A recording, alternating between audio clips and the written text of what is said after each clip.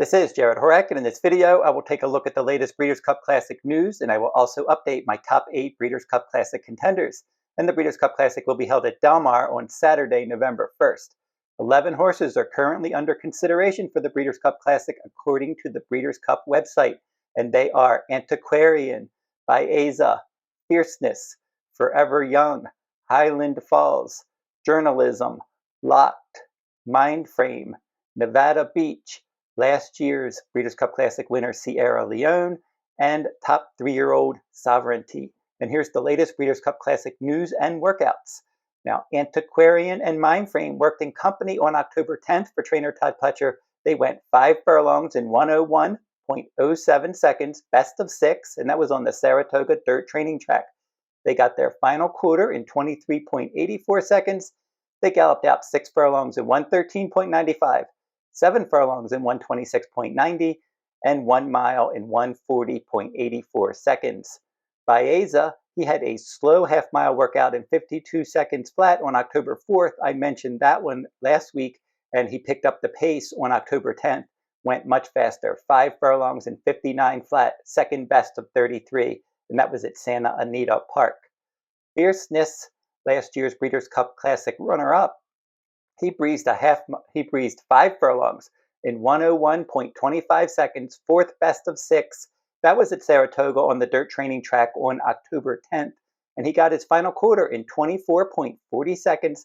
He galloped out 6 furlongs in 114.97, 7 furlongs, 126.79, and 1 mile in 141.26. Highland Falls, last year's Grade 1 Jockey Club Gold Cup winner, he was second in the Grade 1 Whitney and third in the Grade 1 Jockey Club Gold Cup in his last 2 starts. He worked 5 furlongs in 1:40 seconds, 9th best of 79 at Churchill Downs on October 11th. Journalism, the only horse to compete in all 3 Triple Crown Series races this year, he went a half mile in 49 flat, 29th best of 44 at Santa Anita on October 10th, and he looked good visually in that workout and on the gallop out. Locked for trainer Todd Pletcher, he has not worked since winning the Grade 2 Woodward Stakes at 1 1/8 against 2 opponents on September 27th. He's going to return to the work tab later this week, and he is possible for the Breeders' Cup Dirt Mile and Breeders' Cup Classic, and based on the most recent reporting, he's more likely to run in the Classic. Nevada Beach, a lately raced 3-year-old for trainer Bob Baffert, he stepped up and beat older horses in the Grade 1 Goodwood at Santa Anita on September 27th, and he worked 5 furlongs in 101 flat, 17th best of 37 at Santa Anita on October 11th. Leone, last year's Classic winner, he breezed 4 furlongs in 48.55 seconds, 5th best of 64 at Saratoga on the dirt training track on October 12th, and he worked in company with Maiden Duration, and for Sierra Leone, he was strong on the gallop out. He got his final quarter in 23.92 seconds, and he galloped out 5 furlongs in 1:94 and 6 furlongs in 1:13.87. Sovereignty, he traveled 5 furlongs in 59.80 seconds, best of 4 at Saratoga on the dirt training track on October 12th, and he worked in company with Playa del Mar, and he galloped out 6 furlongs in 1:14.03 seconds, and he got his final quarter in 24.28. Now, I mentioned last time that Nisos, who was on my list when I started doing these Breeders' Cup Classic videos, was targeting the Dirt Mile. So he's going to run in the Dirt Mile, not the Classic. And he went 6 furlongs in 1:11.20 seconds, best of 4 at Santa Anita on October 12th for trainer Bob Baffert. Now, your 2024 Kentucky Derby winner, Mystic Dan, he is also targeting the Dirt Mile. And he breezed 4 furlongs in 49 flat, 49th best of 153 at Churchill Downs on October 11th.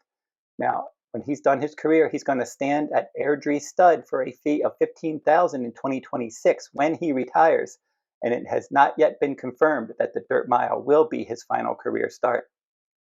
2023 Breeders' Cup Classic winner White Abarrio is also targeting the Breeders' Cup Dirt Mile, and he worked a fast 4 furlongs in 45.86 seconds, best of 7 at Gulfstream Park on October 9th. Now we're going to look at my top 8 Breeders' Cup Classic contenders, and the list is unchanged since last week. Coming in at number 8 is Mindframe, and Todd Pletcher had this to say about Mindframe losing his rider in the Jockey Club Gold Cup. He said, "It's hard to quantify what he got out of the Jockey Club. He ran around there probably a mile and an eighth," Pletcher said. "He didn't do what a lot of loose horses will do and go crazy. He got some conditioning out of it. You can't necessarily call it a true race. It was still some sort of an effort." So Mindframe lost his rider in that Jockey Club Gold Cup, but Pletcher said he got something out of it, and he's training him. He's going to train him hard coming into this event because he needs more conditioning since his last real start was in June in the Stephen Foster, and he won that race. Coming in at number 7 is Antiquarian, and another Todd Pletcher trainee. And Pletcher said the farther he goes, the better he gets. And he definitely proved that in his Jockey Club Gold Cup win at a mile and a quarter.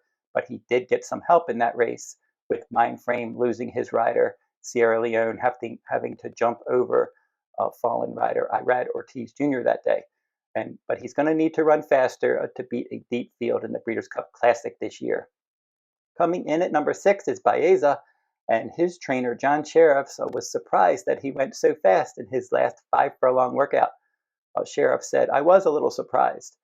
We wanted a nice workout," and he definitely got that nice workout, that nice 5 furlong fast workout in his most recent work. Coming in at number 5 is Journalism, and the managing partner of Eclipse Thoroughbreds, Aaron Wellman, said that Journalism is done with his serious Breeders' Cup work. He said he went by himself a strong gallop out last time, said Wellman, and this is the longest space he's had between races all year. I don't think we need to do anything serious before the Breeders' Cup. Coming in at number 4, Fierceness, another Todd Pletcher trainee, and he always trains the same way, according to Pletcher. "It's the way he always works," Pletcher said. "He does things so easily and keeps going."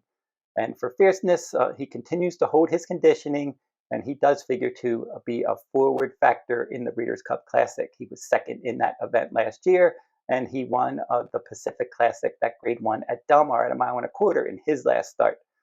Coming in at number 3 is Forever Young, and he always finishes in the top 3. He's 9 for 12 lifetime with 3 show finishes, and he won his Breeders' Cup Classic prep in Japan on October 1st, and that was his first start since finishing 3rd in the Dubai World Cup in April. He raced twice in this country last year with 3rd place finishes in the Kentucky Derby and Breeders' Cup Classic at Del Mar. Coming in at number 2 is Sierra Leone, and Chad Brown was pleased with his last workout. Brown said, "Horse worked great, continues to train extremely well." And Sierra Leone is scheduled to work 2 more times at Saratoga before shipping to Del Mar on October 26th. And the Breeders' Cup Classic will be his final career start. He will retire to Ashford Stud after the Breeders' Cup Classic. And coming in at number 1, my top-ranked Breeders' Cup Classic contender and your likely Classic favorite, Sovereignty for trainer Bill Mott. And Mott had this to say about his latest workout. "The gallop out is not a big, strong gallop out," Mott said.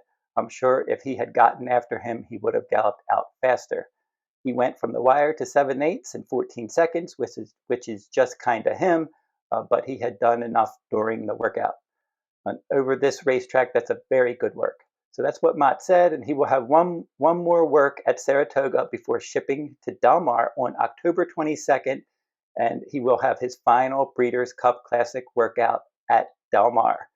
And if you're interested in my full card analysis, I'm covering some full cards this fall. I'm covering daily full cards at Santa Anita for their autumn meet, and their autumn meet they just finished wrapping up racing this week, so they're going to be running October 17th through 26th. And then I'm going to follow those Santa Anita full cards with the entire Del Mar fall meet from October 30th through November 30th, including both Breeders' Cup days on October 31st and November 1st. And you can pre-purchase my Breeders' Cup full cards now, and I have a special offer for video viewers if you pre-purchase my Breeders' Cup analysis. So any of my Breeders' Cup products, if you purchase those now, I will send you 1 free full card of your choice during the current Santa Anita Autumn meet from October 17th through 26th. And I'm also covering Saturday full cards at Keeneland on October 18th and October 25th, the final 2 Saturdays of the fall meet at Keeneland. You can go to the runawayhorse.com on my shop page for my upcoming full card schedule and to purchase my products, and I will include a link to that shop page in the video description below. I always email analysis 1 or 2 days before race day, and I update tickets after scratches each race day. And keep checking my channel for handicapping videos, news videos, today's Racing Digest video series, and my Santa Anita Horse of the Day video shorts. Now for Santa Anita, I swept the week with my Horse of the Day top choices last week, and overall I'm 5 for 8 with 2 seconds and a 3rd place finish. Last 8 days of the Santa Anita Autumn Meet, I had a 5-race winning streak, and then my top choice finished second on Sunday to snap that winning streak. And I have 3 Horse of the Day videos at Santa Anita coming next week, October 17th, 18th, and 19th, and multiple handicapping videos from across the country as well. So keep checking my channel each day for these horse racing videos. And like, comment, and share these videos if you like them. Subscribe to my channel as well. It's free to subscribe.